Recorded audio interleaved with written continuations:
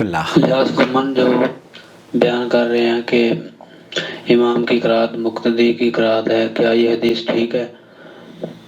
نحمدہ و نصلی علی رسولہ الکریم، اما بعد۔ آپ دیکھ رہے ہیں نور ٹی وی جدہ اور میں ہوں آپ کا دوست، آپ کا ہوسٹ محمد عاقل، جدہ سے، مملکت سعودی عرب۔ اگر آپ پہلی مرتبہ ہمارے چینل پر تشریف لائے ہیں تو ہم آپ کا خیر مقدم کرتے ہیں۔ براہ کرم اس چینل کو سبسکرائب ضرور کر لیجئے، اور آپ بھی اگر ہمیں اپنا سوال بھیجنا چاہتے ہیں تو short and sweet voice message record کر کے ہمیں بھیج دیں، ہم یوٹیوب پر آپ کے سوال کا جواب لے کر حاضر ہو جائیں گے۔ لیکن اگر آپ بیل آئیکن دبانے کے بعد آل نوٹیفیکیشن الاؤ نہیں کریں گے تو پھر آپ کو اطلاع ہی نہیں مل پائے گی کہ آپ کے سوال کا جواب اپلوڈ ہو گیا ہے۔ تو اس لیے بے حد ضروری ہے آپ سبسکرائب بھی کریں اور چینل کی آل نوٹیفیکیشن بھی ضرور الاؤ کریں۔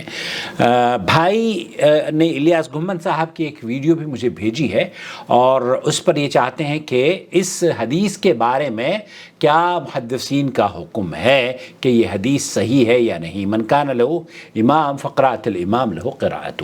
یعنی اگر کوئی شخص امام کے پیچھے نماز پڑھ رہا ہو تو امام کی قرأت اس کی قرأت ہوگی۔ اس حدیث کو متعدد علماء نے، متعدد محدثین نے نقل کیا ہے، اور اس کی صحت کے بارے میں مختلف طریقوں سے بحث بھی کی گئی ہے۔ یہاں سب سے پہلے، اس سے پہلے کہ میں آپ کی خدمت میں اس حدیث کے بارے میں اہل علم نے کیا نقل کیا ہے یہ بیان کروں، اتنا عرض کرنا چاہتا ہوں کہ فاتحہ خلف الامام، امام کے پیچھے سورہ فاتحہ پڑھنے کے بارے میں اہل علم کے یہاں اختلاف پایا جاتا ہے، اور ایک گروپ کا موقف یہ ہے کہ جس نے نماز میں سورہ فاتحہ نہیں پڑھی اس کی نماز ہی نامکمل ہے، اور ان کی جو دلیل ہے وہ دلیل قرآن اور احادیث میں اگر آپ مطالعہ کریں اور صدق دل سے، سچے دل سے، اور اللہ سے رہنمائی بھی طلب کریں تو آپ کو یہ اندازہ ہوگا کہ بخاری اور مسلم اور احادیث کی تمام کتابوں میں، سنن نسائی وغیرہ میں بھی وہ روایات موجود ہیں جس میں اللہ کے رسول صلی اللہ علیہ وسلم نے فرمایا کہ اگر آپ نے نماز پڑھی، جس نے کوئی نماز پڑھی اور اس میں سورہ فاتحہ نہیں پڑھی تو نماز ناقص ہوگی۔ اللہ کے رسول صلی اللہ علیہ وسلم کا یہ فرمان 3 مرتبہ ابو ہریرہ رضی اللہ تعالی عنہ نے فرمایا کہ یہ نماز ناقص ہے اگر آپ نے سورہ فاتحہ نہیں پڑھی۔ ابو ہریرہ سے پوچھا گیا، صحیح مسلم کے اندر روایت موجود ہے، کہ اگر ہم امام کے پیچھے ہوں تو کیا کریں؟ تو آپ نے فرمایا کہ اس کو آہستہ سے پڑھ لیا کرو، کیونکہ اللہ کے رسول صلی اللہ علیہ وسلم سے یہ میں نے سنا ہے کہ جو شخص نماز میں سورہ فاتحہ نہیں پڑھتا اس کی نماز نہیں ہوتی۔ اسی طریقے سے عبادہ بن صامت کی حدیث ہے، اللہ کے رسول صلی اللہ علیہ وسلم نے فرمایا اس شخص کی نماز نہیں ہوتی جو سورہ فاتحہ نہیں پڑھتا۔ یہاں شیخ عبدالعزیز بن باز مفتی مملکت سعودی عرب کے جو ہندوستان کے بہت مشہور عالم تھے، ان کے رائٹ ہینڈ تھے، 25 سال، میں سمجھتا ہوں 25 نہیں بلکہ 40 سال شیخ عبدالعزیز بن باز کی خدمت انہوں نے کی ہے، ان کے آفس مینیجر کے طور پر، ان کے مدیر مکتب کے طور پر، اور مترجم تھے وہ شیخ عبدالعزیز بن باز کے۔ تو ان سے یہ پوچھا گیا تو انہوں نے کہا کہ وہ جو حدیث ہے، یعنی اگر کوئی شخص امام کے پیچھے نماز پڑھ رہا ہو تو امام کی قرأت اس کی قرأت ہوگی، اس کا جواب یہ ہے کہ اس حدیث میں محدثین کا کلام ہے۔ پہلی بات تو یہ کہ اس حدیث پر محدثین کا کلام ہے، اور میں آپ کی خدمت میں پیش کروں گا کہ محدثین نے کیا کلام اس میں کیا ہے۔ پھر دوسری بات انہوں نے، شیخ لقمان سلفی رحمۃ اللہ علیہ نے بیان کیا کہ وجوب قرأت فاتحہ والی صحیح احادیث کے ہوتے ہوئے یہ حدیث چونکہ صحت کے اعتبار سے صحیح نہیں ہے اس لیے قابل قبول نہیں ہوگی، اور لیکن اس کا بہترین جواب یہ ہے کہ وجوب قرأت والی حدیثیں اس کی تخصیص کرتی ہیں، یعنی جہری نمازوں میں جو فجر کی اور مغرب کی یا عشاء کی نمازیں ہیں ان میں سورہ فاتحہ کی قرأت کے بعد امام کی قرأت مقتدی کی قرأت ہوگی۔ یہ بات تو سمجھ میں آتی ہے کہ امام کی قرأت جو جہری نمازوں میں ہے قرآن کریم کی، وہ اگر امام نہیں کرتا تو یہ بات تو معقول ہے، کیونکہ اللہ کے رسول صلی اللہ علیہ وسلم نے فرمایا ہے لا تفعلوا الا بأم القرآن فإنه لا صلاة لمن لم يقرأ بها، ابو داؤد کی روایت موجود ہے۔ تو اس لیے جو بہتر طریقہ ہے، اور اس پہلی بات تو یہ کہ یہ اس حدیث کے بارے میں آپ کو لے کر چلتا ہوں۔ مشہور زمانہ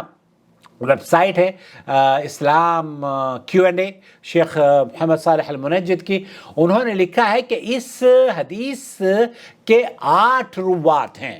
8 راویوں نے اس حدیث کو نقل کیا ہے، اور اسے عبداللہ ابن عمر نے، ابو سعید خدری نے، ابو ہریرہ نے، عبداللہ ابن عباس نے، عبداللہ ابن مسعود نے، اور انس و علی علی ابن ابی طالب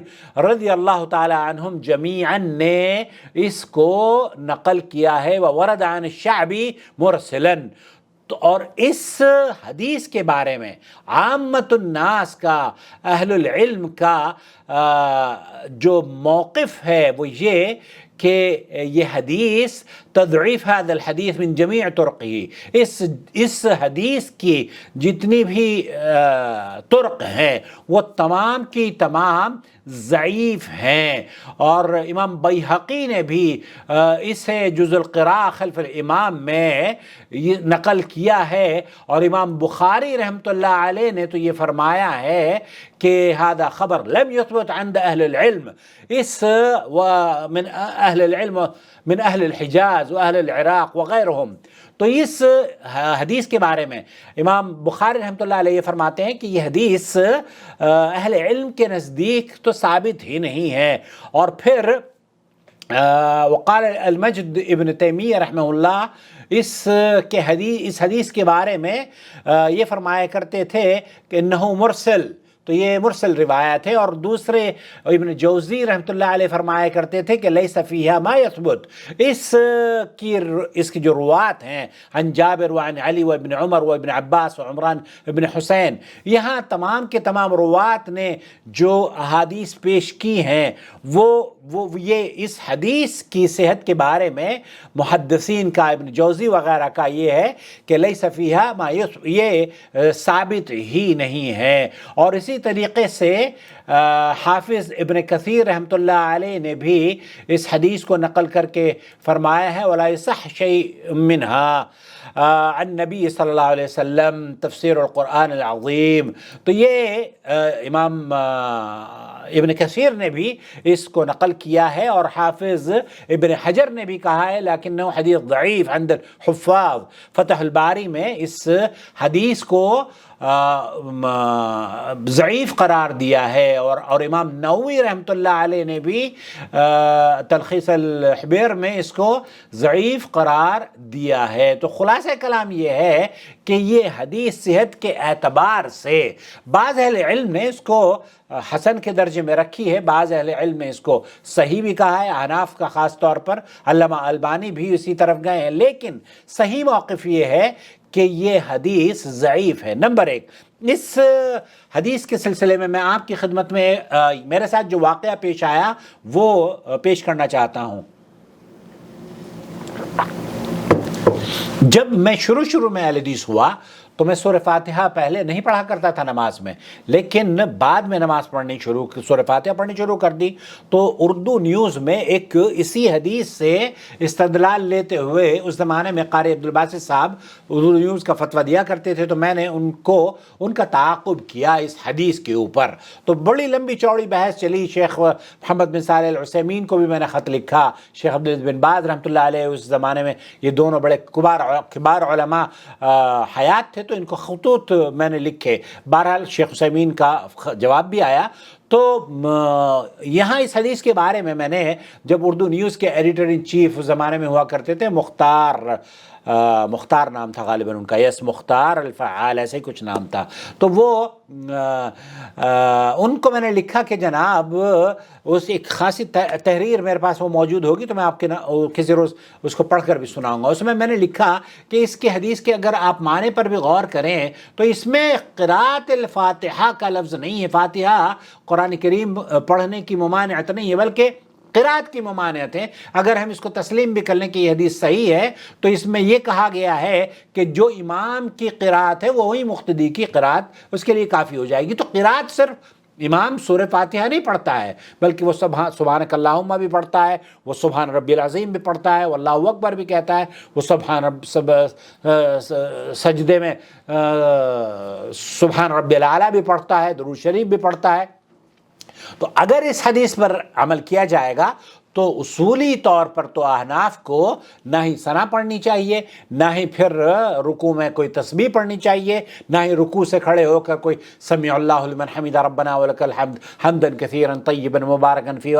حالانکہ حنفی تو معذرت کے ساتھ احناف میں، جب تک میں حنفی تھا میں نہیں پڑھا کرتا تھا، مجھے پتہ بھی نہیں تھا، تو احناف کے یہاں یہ سکھاتے بھی نہیں ہیں، اور امام کو شاید آتی ہو لیکن وہ اتنا موقع ہی نہیں دیتا کہ یہ تمام چیزیں پڑھ سکے۔ سعودی عرب میں تو الحمدللہ آپ کو ان حدیثوں پر عمل کرنا بہت آسان ہے، یہاں تو ائمہ حرم بھی آپ کو پڑھتے ہوئے نظر آ جائیں گے، کیونکہ رکوع کے بعد وہ خاصی دیر کھڑے ہو کر پڑھتے ہیں، تو دعا کیا کرتے ہیں، تو ہم ایسے ہی کیا کرتے تھے۔ تو جب اگر اس حدیث کی صحت پر اعتبار کرتے ہوئے اگر یہ کہا جائے کہ حدیث جابر جو ہے وہ صحیح ہے، تو اس حدیث کا مطلب یہ ہوا کہ آپ نہ ہی امام کے پیچھے اللہ اکبر کہیں، اللہ اکبر بھی تو پڑھنا ہو گیا نا، پھر آپ سبحانک اللہم و بحمدک و تبارک اسمک و تعالی جدک یہ ساری دعا پڑھ رہے ہیں آپ، تو پھر یہاں تو منع کر رہے ہیں، پھر پڑھنے کی دلیل آپ نے کہاں سے لے لی؟ تو اس طریقے سے یہ پتہ چلتا ہے کہ یہ صحت کے اعتبار سے پہلی بات تو یہ کہ یہ روایت ضعیف ہے۔ امام بخاری جو امام المحدثین ہیں انہوں نے تو یہ کہا کہ اس کا یہ ثابت ہی نہیں ہے اللہ کے رسول صلی اللہ علیہ وسلم سے۔ جز القراء وغیرہ میں آپ اگر اٹھا کے دیکھیں تو اس حدیث کے بارے میں جز القراء امام بیہقی کی بھی ہے اور جز القراء امام بخاری رحمۃ اللہ علیہ کی بھی ہے۔ تو خلاصہ کلام یہ ہوا کہ اس حدیث کے بارے میں علماء محققین کا موقف یہ ہے جو درست ہے کہ یہ صحیح روایت نہیں ہے، ضعیف روایت ہے، اور اس روایت کے بارے میں بہت سارے اہل علم ہیں جو میں نے آپ کی خدمت میں پیش کیا ہے، اور ان کا احناف کا اور دیگر علماء کا موقف یہ ہے کہ یہ حسن ہے۔ لیکن اگر اس کو حسن بھی تسلیم کر لیں تب بھی حنفی اس پر عمل نہیں کرتے۔ کیوں؟ کیونکہ اس میں ممانعت قرات کی ہے۔ اب اگر قرات آپ ان کے امام کے پیچھے اللہ اکبر بھی نہیں پڑھتے تو پھر پڑھتے کیا ہیں؟ تو اس کا مطلب یہ ہوا کہ میری نظر میں تو شاید احناف بھی اس حدیث پر صحیح طور پر عمل نہیں کرتے، کیونکہ اس میں قرات کی ممانعت ہے نا۔ اب قرات سے کیا مراد ہوتا ہے؟ قرات کی ٹرانسلیشن آپ گوگل کر کے دیکھ لیں، قرات من کان لہ امام فقرات الامام لہ قرات، تو اس کا مطلب یہ ہے کہ جو امام پڑھتا ہے وہ امام کا پڑھنا مقتدی کے لیے کافی ہے۔ تو جب امام اللہ اکبر کہہ رہا ہے تو آپ بھی، آپ کا اللہ اکبر ہو گیا، آپ کو پڑھنے کی ضرورت نہیں ہے۔ مجھے امید ہے وضاحت ہو گئی ہوگی۔ السلام علیکم ورحمۃ اللہ وبرکاتہ۔ وما أرسلنا من قبلك إلا رجالا نوحي إليهم فاسألوا أهل الذكر إن كنتم لا تعلمون بالبينات والزبر وأنزلنا إليك الذكر لتبين للناس ما نزل إليهم ولعلهم يتفكرون أفأمن الذين مكروا السيئات أن يخسف الله بهم الأرض أو يأتيهم العذاب من حيث لا يشعرون